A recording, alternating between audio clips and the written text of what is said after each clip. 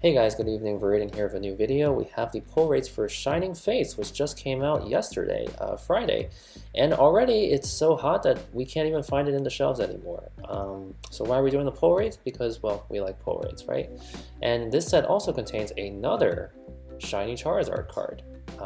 So what are the pull rates for this Charizard? What are the pull rates for some of the other great cards? What's the values you can expect if you open a box right now? We're going to tackle all that and more. I will just say as a little precautionary note that this data is from 1,000 packs that were opened by Cardsart Gaming. Thank you. And it may change as they open more packs. It's preliminary data, so take it with a grain of salt, but I'll try to update it if anything happens. And in the meantime, please enjoy the video. The most wanted Shining Fates cards, well, at the very top clearly is the Charizard VMAX, which is currently at a very high $610.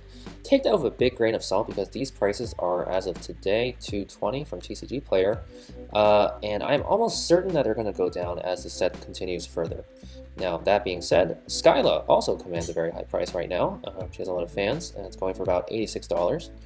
Below that, you have a bunch of cards that are currently in the $40 to $60 range. We got Lapras VMAX, Eternatus, Suicune, and Rapidash. These are what I call the baby version of the Shiny because they're not the full art Shiny, but still, it's really amazing that they're going in the $40 to $60 range right now, which is pretty high.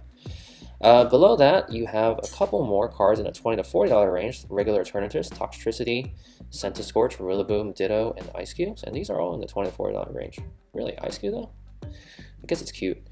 Anyways, now onto the actual pull rates themselves. For this, I have to thank Cardsart Gaming. Please follow them on IG, and please also follow me, Veridian Island.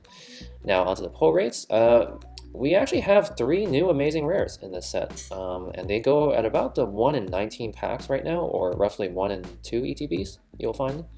Full art trainers are a little bit rarer at 1 in 41 packs, or 1 in 4 ETBs. The baby shinies that I mentioned are 1 in 4 or so. 2.5, 2 or 3 per ETB.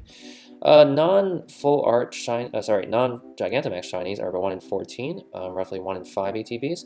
Gigantamax shinies themselves are about 1 in 39, 1 in 4 ETBs. It's not terrible, but not great.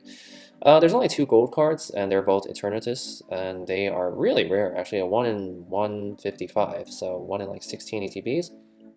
And last but not least, we have the Gigantamax Charizard, drumroll please, 1 in 271, which is pretty rare. So 1 in like 27 ETBs, so you're not too likely to find it. I just want to compare this actually with Shiny Star V, which is the Japanese equivalent set, and it's also the set that I constantly mix up the name of this set with. Damn you guys. You can see the Japanese cards generally have a higher pull rate for everything. Not everything, but most things. And this is generally true when things go to the English expansion. They always make the cards a little bit rarer.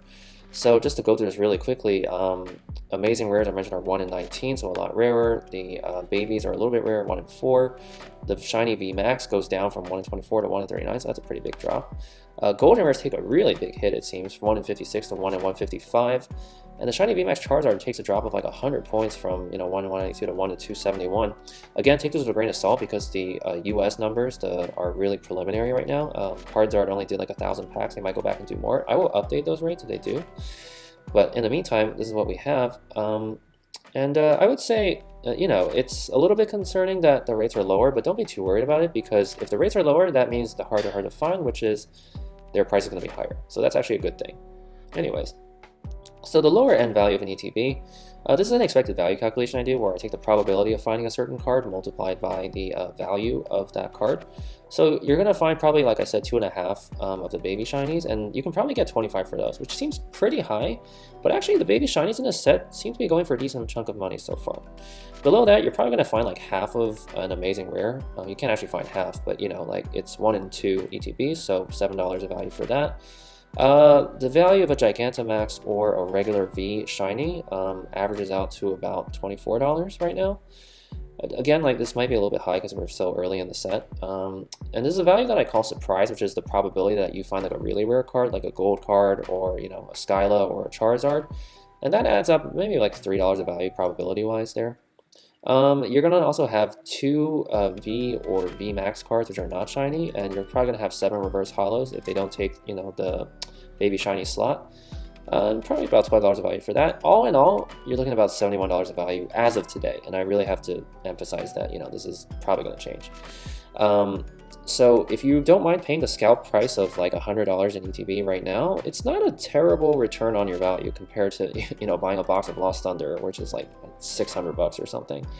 With that said, if you can find it at retail right now, you can make a not bad return. Although, again, this is all probability. Like, you may find a box which is a lot better than this because, you know, it has like a Charizard or something, or you may find a box which is a lot worse because it has like all, I don't know, Rillabooms. Why do people not like Rillaboom? It's a great card. Anyway, this is just an expected value, so Alright guys, so that's my video. I know a lot of you guys are worried right now just about the low supply of Shining Fates, how hard it is to find boxes in stores.